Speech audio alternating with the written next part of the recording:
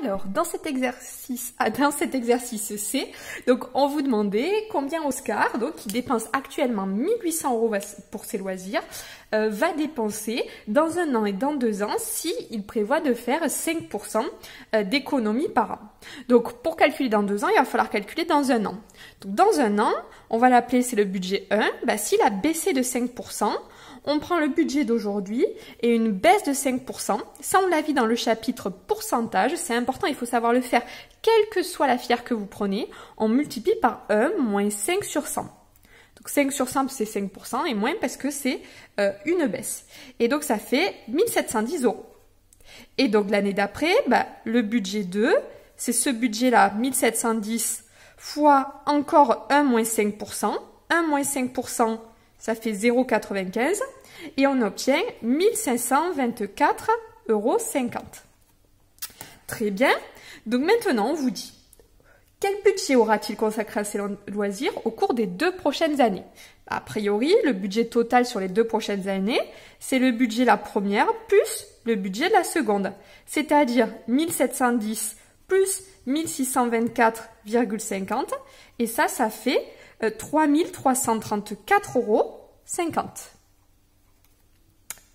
Petit 3. Complétez l'algorithme pour qu'il affiche ce qu'il va dépenser sur les 10 prochaines années. Bon, ici, a priori, on va toujours faire quelque chose sur B. Donc, la valeur du budget au départ, c'est 1800 €. L'argent qu'il a dépensé, donc on part à partir de l'année prochaine. Donc, au départ, c'est 0 €. Et ensuite, pour y allant de 1 jusqu'à, alors vu qu'on veut 10 ans, on va mettre 10. Il faut faire B. B, ça va être égal à l'ancien B fois 1 moins 5 sur 100. Vous pouvez écrire fois 0,95. Et T, qu'est-ce qui va se passer? Ça va être l'ancien total auquel je vais ajouter le B de l'année en cours. Et je vais devoir afficher le total. Voilà, c'est assez difficile. L'idée, c'est que si, par exemple, au bout de 10 ans, il avait dépensé 10 000 €, on va ajouter 10 000 € plus ce qu'il a dépensé la 11e année, qui est donc censée être une somme qui, elle, se réduit, alors que T, c'est une somme qui augmente, puisque chaque année, on rajoute. Alors, pour vérifier si ce qu'on a écrit ici est juste, on va tenter de le faire pour I allant de 1 jusqu'à 2, c'est-à-dire qu'on va le faire 2 fois, et normalement, on devrait retomber sur ce résultat. Donc, j'ai commencé à écrire mon algorithme. Donc, ici, tac, voilà. Donc, B, au départ, on a dit que c'était son budget 1800 €.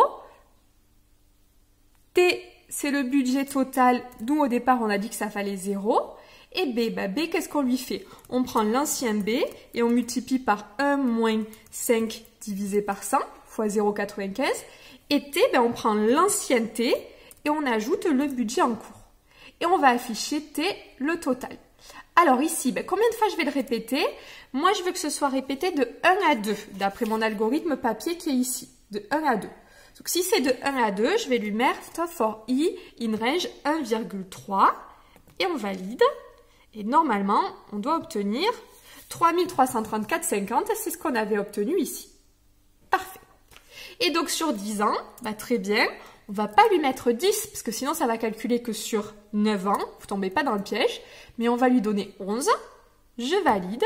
Et on va obtenir le budget total sur 10 ans, qui est de 13 723 €.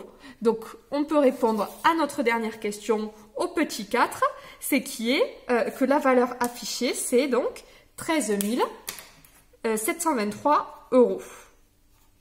Et on aura fini notre feuille d'exercice pour aujourd'hui. Voilà, avec cette dernière partie ici. Donc, on peut toujours essayer un petit peu d'améliorer les choses. Par exemple, ici, on aurait pu y écrire le budget total au bout de et lui faire afficher le nombre d'années. Donc, ça correspondrait à I. Et on va lui refaire virgule année. On va lui mettre un espace ici, un espace ici. Et voilà, vous voyez, on peut s'amuser un petit peu. Hop! Et normalement, ça va m'afficher le budget total au bout de 10 années. Alors, peut-être un S et T. Et vous voyez, si on y avait voulu, comme tout à l'heure, hop, ici pour mettre 3 pour mettre au bout de 2 ans, on aurait pu écrire, voilà, le budget total au bout de 2 années est 3334. Faut pas avoir peur de s'amuser un petit peu avec les algorithmes si vous vous sentez à l'aise. Voilà pour la correction de cette séquence. Bon courage!